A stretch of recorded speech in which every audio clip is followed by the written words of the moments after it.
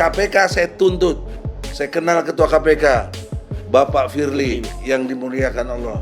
Karena Anda diberi kewenangan oleh Allah dalam konteks undang-undang untuk membasmi korupsi di Indonesia. Dan Anda setelah berstatement bahwa kalau siapa yang korupsi di tengah pandemi dihukum mati. Kenapa Anda gak konsisten? Katanya jargon Anda berani jujur hebat. Anda gak jujur. Itu si Juliardi kenapa 11 tahun? Kenapa 11 tahun? Kenapa Menteri Kelautan itu cuma 9 tahun?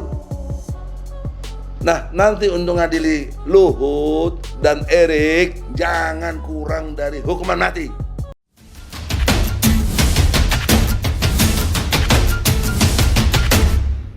Bismillahirrahmanirrahim.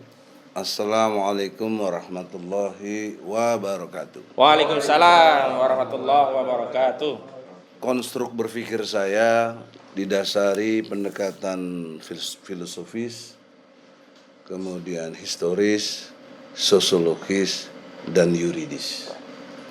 Terakhirnya psikologis kita sebagai bangsa yang punya suasana rohani, atau umum lebih menyebut suasana kebatinan dari bangsa ini. 5 item itu diakumulasi menjadi satu gagasan berpikir secara osjubedil, objektif, sistematis, toleran, jujur, benar, adil. Secara osjubedil, ini telah terjadi dalam perspektif hukum pidana. Ciri khas dari hukum pidana adalah telah selesai dilakukan. Beda kalau dengan perdata. Nah, di dalam konteks pidana, apa yang telah selesai dilakukannya, apa yang disebut dari Adinda Ahmad, bahwa sangat menyakitkan perbuatan mereka. Apa yang menyakitkannya? PCR, ya, PCR atau PCR, ya. Ya, PCR. Ini pejabat cari rupiah. Oh, Masya Allah. Pejabat cari rupiah. Pejabat cari rupiah ini. Karena yang melakukan pejabat penyelenggara negara. Yang mana secara filosofis bangsa kita punya aturan main, Pancasila dan Undang-Undang Dasar 45. Tidak boleh berbisnis pemerintah dengan rakyatnya. Tidak boleh, bagaimana kok rakyatnya dipaksa ini kondisinya untuk berbisnis dengan pejabat cari rupiah tadi. Nah, pejabatnya khusus lagi, LBP, Luhut Butuh Pulus. Jadi LBP Luhut Butuh Pulus. Pulus, bukan fulus, pudus. Itu fakta yang ada, nggak bisa dinafikan.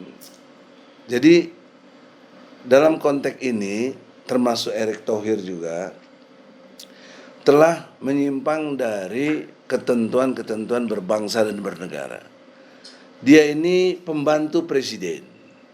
Presiden itu punya tugas pokok menurut Undang-Undang Dasar 45, ada dalam alinea keempat, bahwa tugas pokok presiden ada 4, yaitu mensejahterakan umum rakyat Indonesia, menjaga tumpah darah seluruh rakyat Indonesia, mencerdaskan kehidupan bangsa, dan ikut serta menjaga perdamaian dunia, sehingga segala bentuk penjajahan di muka bumi ini harus dihapuskan.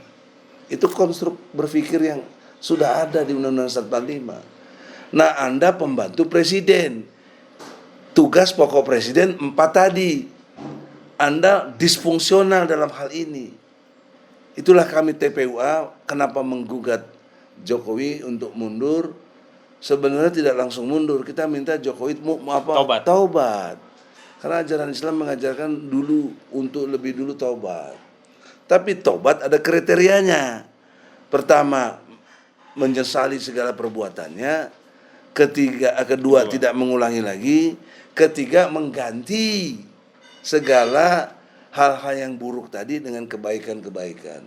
Nah, karena di posisinya presiden, tentu menggantinya dengan kebijakan-kebijakan. Apa kebijakan yang kita cantumkan dalam posita dan potitum kita? 1, bebaskan Habib Rizik.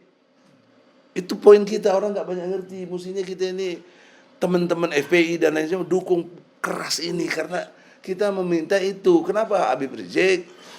Kita coba meminta itu supaya ada klarifikasi yang jelas secara hukum. Kenapa orang tidak bersalah kok dihukum? Juga tahanan-tahanan politik lainnya, sahabat saya Sahganda, sahabat saya Jumhur Hidayat, ya, sahabat saya Anton Permana, dan beberapa lain yang belum tercover, bahkan kita nggak tahu, ya, tentang dari PKS, dari segala macam yang masih ditahan itu, harus dibebaskan karena mereka ini tidak kriminal. Penjara itu tempat orang melakukan kriminal. Mereka hanya berbeda pendapat dalam pikiran yang dijamin oleh pasal 28 huruf E Undang-Undang Dasar 45. Bersikat, berkumpul, menyatakan pendapat. Jadi telah terjadi disfungsional yang luar biasa. Nah, oleh karena itu dalam pendekatan hukum pidananya telah selesai melakukan tindak pidana. Itu nggak bisa dibantah, mau ilmu siapapun menyatakan demikian. Nah, oleh karena itu dalam kesempatan yang berbahagia ini, karena ini bisa insya Allah menjadi viral, didengar oleh rakyat, tolonglah rakyat Indonesia ulah cicing wae, ya. Yang apalagi yang punya pangkat itu di TNI, yang punya pangkat itu di Polri. Kami tahu Anda masih punya hati nurani. Kami merasakan Anda masih beriman kepada Allah.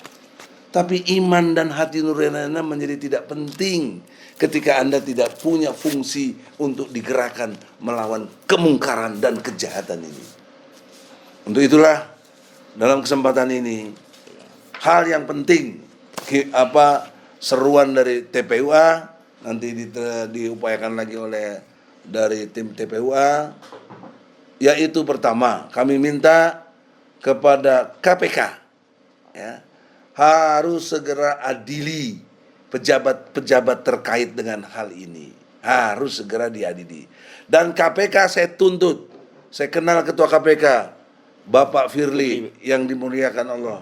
Karena Anda diberi kewenangan oleh Allah dalam konteks undang-undang untuk membasmi korupsi di Indonesia. Dan Anda setelah berstatement bahwa kalau siapa yang korupsi di tengah pandemi, dihukum mati. Kenapa Anda gak konsisten? Katanya jargon Anda berani jujur hebat. Anda nggak jujur. Itu si Juliardi kenapa 11 tahun? Ya. Kenapa 11 tahun? Kenapa Menteri Kelautan itu cuma 9 tahun? Nah, nanti untuk ngadili Luhut dan Erik jangan kurang dari hukuman mati. Itu harus, karena Anda udah ucap. Kabur maqtan indallahi antakulu malatafalu. Allah benci sama orang yang ngomong tapi nggak dikerjakan. Nah, apa Anda mau dibenci Allah? Kecuali Anda sudah tidak beriman. Anda masih beriman, ngakunya. Kami mengingatkan sesama orang beriman, jangan disalah-salahin. Yang kedua, kami minta justru diaudit mereka ini, jangan LSM yang diaudit. Jangan kita TPUA yang patungan diaudit, gimana mau diaudit gitu. Kalau mau ya boleh juga, silakan. Masa orang 200.000 juga diaudit? Kalian tuh yang triliunan itu yang mesti diaudit. Kenapa berbisnis dengan rakyat? Kurang ajar gitu. Ya. Maka dari itu dalam kesempatan ini, di samping dua hal itu, kami minta Presiden dengan hormat, karena menteri-menteri Anda sudah menyimpang dari ketentuan Anda sebagai tugas Presiden, copot dong. Takbir. Copot dong, ya. Cukuplah ini menderitakan rakyat. Diduga kalau Anda tidak copot si Luhut sama si Erik dan lain-lain pejabat yang brengsek itu, Anda terlibat ambil uang di sini. Itu harus digawe, itu logika pidana tuh begitu, nggak mungkin. Korupsi itu sendirian tidak mungkin. Dia berkait satu sama lainnya. Saya kira itu poin penting dari kami. Selanjutnya terserah Pak Ahmad bagaimana siapa yang harus ngomong. Baik. Assalamualaikum warahmatullahi wabarakatuh.